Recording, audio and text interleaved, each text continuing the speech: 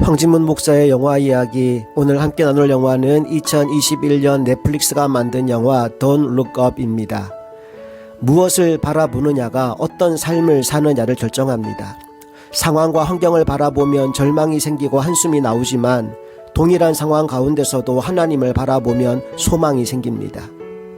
골리앗이 등장했을 때 사울왕과 그의 군사들의 눈에는 그들 앞에 서 있는 거인만 보였습니다. 그래서 두려워 떨었습니다. 싸워볼 엄두도 내지 못했습니다. 그러나 어린 소년 다윗의 눈에는 그와 함께 하시는 만군의 주 여호와 하나님이 보였습니다. 그래서 물맷돌을 들고 나가 싸웠고 마침내 승리했습니다. 바라봄의 중요성을 깨닫게 하는 또 하나의 이야기가 복음서에 나오는데 바로 물 위를 걷는 베드로 이야기입니다. 예수님이 물 위를 걸어오시는 것을 본 베드로는 자신도 걷게 해달라고 합니다.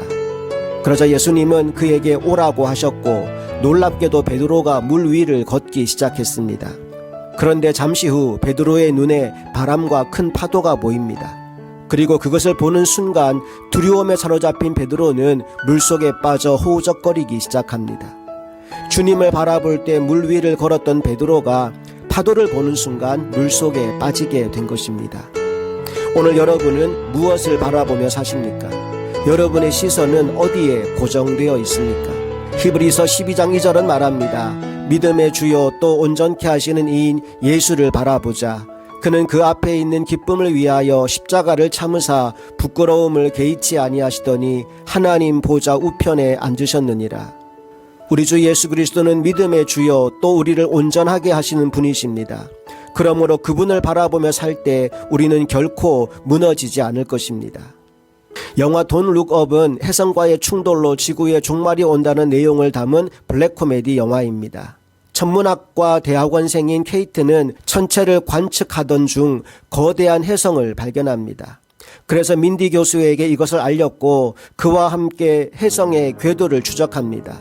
그리고 그 혜성이 6개월 후에 지구와 충돌할 수 있다는 결론을 얻게 됩니다. 이에 곧바로 나사에 연락을 취하여 혜성의 소식을 전하게 되고 두 사람은 백악관으로 호출이 됩니다. 그런데 대통령 집무실 앞에서 대기하던 이들은 하루 종일 기다렸지만 대통령을 만나지 못합니다. 그리고 다음 날 겨우 만난 대통령은 중간 선거 준비로 워낙 바빠서 혜성 충돌에 관한 이야기는 한쪽 귀로 듣고 흘려버립니다.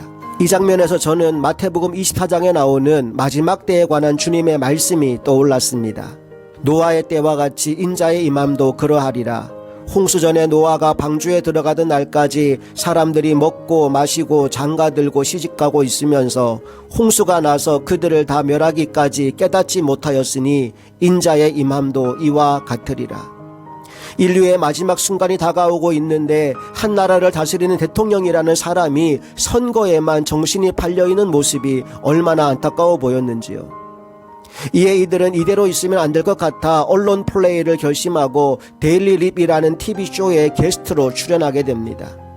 하지만 그들이 품은 기대는 곧바로 실망으로 변해버립니다. 지구를 멸망시킬 만한 혜성이 다가오고 있다는 소식에도 진행자들은 그저 흥미 위주의 인터뷰만 이어갑니다. 오히려 그들의 관심은 혜성보다는 유명 아이돌 가수의 스캔들에만 쏠려 있었습니다.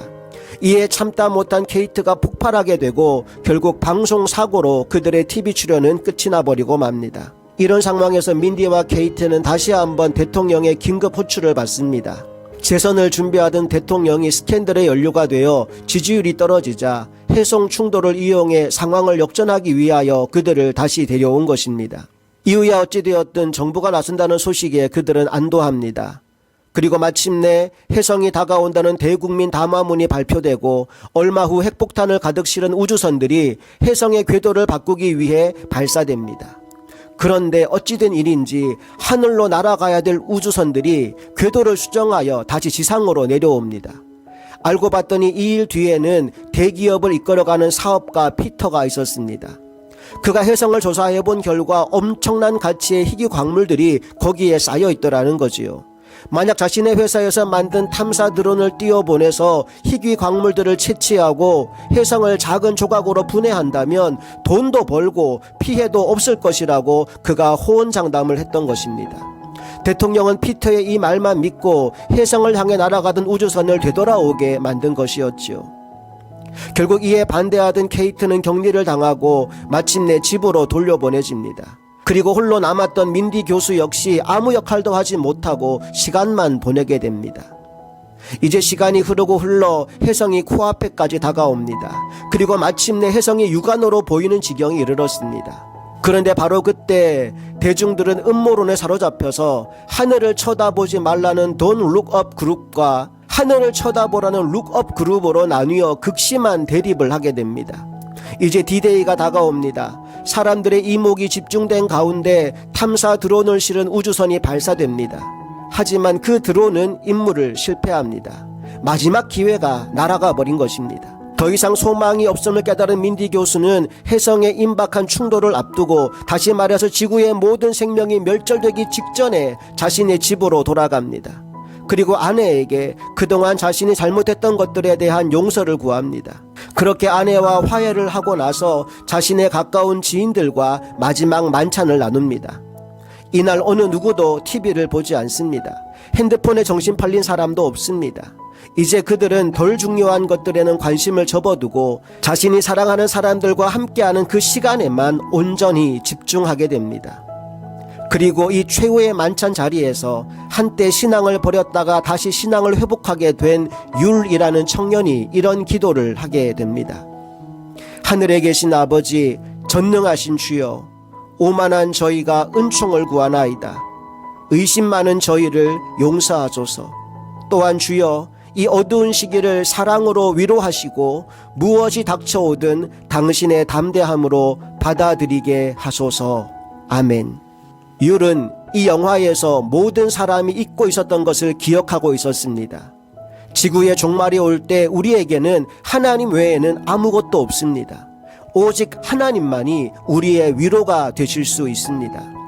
그러므로 여러분이 지금 어떤 상황과 환경 가운데 있든지 참된 위로가 되고 힘이 되시는 주님을 바라볼 수 있기를 바랍니다.